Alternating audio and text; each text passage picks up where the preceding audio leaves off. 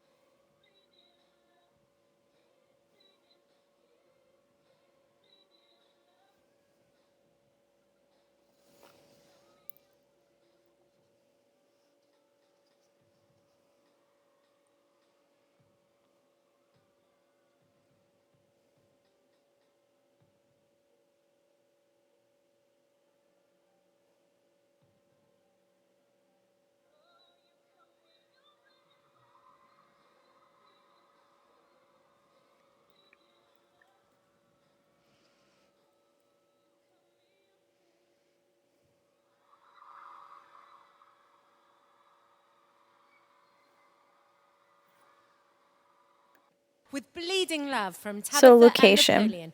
Please I put feel your like hands that it should be together performed in for LA Chelsea since that and is where their Mark. popularity was originated and nurtured. LA is also the home of all that is film and dance related, so this live event would draw in a big dance audience. I would like to host this event at the Dolby Theater. Here's a great picture of what the stage and house looks like from the 2013 Academy Awards, and I included the address above. It's a newer venue, but it's also notorious for hosting award shows. The theater seats about 3,400 people, and it uses Dolby Digital technology, so it's state-of-the-art for audio and visual effects to enhance the dance performance. Here's a show schedule I made for the day of the show. I included hour-long blocks, the task that needs to be accomplished, and the people involved in the task. As you can see, the manager is the first person to get there and the last person to leave. I did make sure I gave myself as the manager a break like everyone else because we are all only human. I listed the last minute things that need to be handled on the day of the show. The day of is really for the dancers to run the pieces through one last time and make sure they are ready and in places when the curtain opens. I have here snapshots of the rider that Beyonce uses. My focus with hers is the page about the dancers because she is so thorough. There needs to be separate sex dressing rooms. They need to be a temperature of 78 degrees Fahrenheit or the dancers can pull muscles. There needs to be an assortment of fresh, hot foods and lots of water and beverages. It seems like little stuff, but it's so important and vital to keeping the dancers healthy and hydrated for the show. Her rider is mostly about food, but as you can see, she requires specific size dressing room, disinfected beforehand that has proper lighting for makeup application. If Tabitha and Napoleon decide to perform, I would make sure they have a dressing room set to their standards. And if not, then I'll make sure they have the best seat in the house. So here's my finance page. I couldn't find any information about how much it costs to rent the theater and other expenses, so I just estimated prices as best I could and allotted enough money in each category where I would most likely have a little bit of extra money at the end. We start with a budget of $100,000. With the revenue and all the math I did, the total comes out to $245,000. I put all the expenses that I could think of and had to do any math in between. That comes out to $72,000. And then the difference would be our profit, which is around $173,000. That's $73,000 more than what we started with. Risks. There are so many risks when planning an event that we have to be prepared for. Here's a list I made about common risks that I'm anticipating for this event. I ranked each risk as low, medium, or high, where low is the least likely to occur and high is a major possibility. A major risk that is my main concern about the day of is an injury to one of the performing dancers. In this case, we can have understudies who can perform if an emergency arises and a medical team on standby for the injured dancer. An act of God is a flooding, hurricane, or earthquake issues, and I risk that as medium because you just never know. So in that case, I would just have a backup date of the performance. A terrorism attack is really low, but in that case, I would have security guards on standby. We have issues with lighting, sound, audio, cameras, etc., and that's a high probability. So in that case, we'd have backup equipment and have all the technicians make sure they're doing their job right. I put personal or health issues of Tabitha and Napoleon as low because we can attack that before it would ever happen. So I would make sure they have enough rest between rehearsals every time and make sure they have all the medicine they need to remain healthy. I also put that a potential risk is having a babysitter for London, their son. He's still so young that I'm not sure he would want to sit through a whole performance that long, so I would have a babysitter on standby. Food concerns from catering is also a risk if they decide to have a cocktail hour in the beginning. So I would meet with the caterer, make sure any meat is cooked, all allergies are taken care of, and employee issues, whether it be Dolby employees, contractors, interns, etc. I put that as low, but just in case, I would have a headhunter on speed dial to make sure we can fill that position if needed. Conclusion. So, given my presentation of all the facts on this project and the popularity of Tabitha and Napoleon Dumo, I believe that this event will be a huge success. As I was researching all of this info, I got really excited about the event, wishing it was a real show so I could see the fabulous dancers and amazing supporters these choreographers have. What I learned from the project.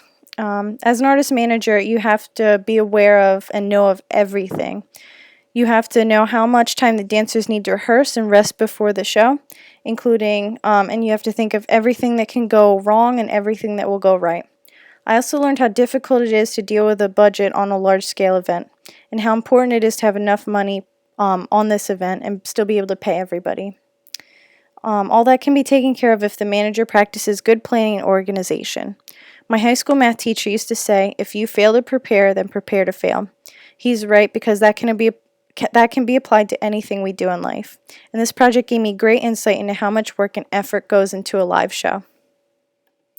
So here are my references that I used to look up all the info, and here are my picture references. I hope you enjoyed my presentation, and thanks for listening.